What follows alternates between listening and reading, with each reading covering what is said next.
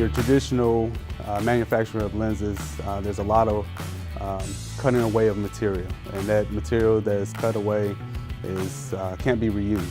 So it just goes to a landfill and just sits, and it no doubt is detrimental to the environment.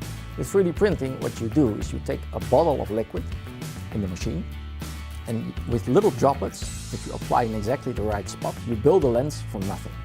So the waste is extremely limited. There's a few droplets, a little bit of plastic on the sides that gets wasted, and that is it. The carbon footprint is like extremely limited. It's like 1% in that area of what a traditional manufacturing process would encompass. In the future, no doubt we'll be able to print the lens into the frame and have no waste whatsoever.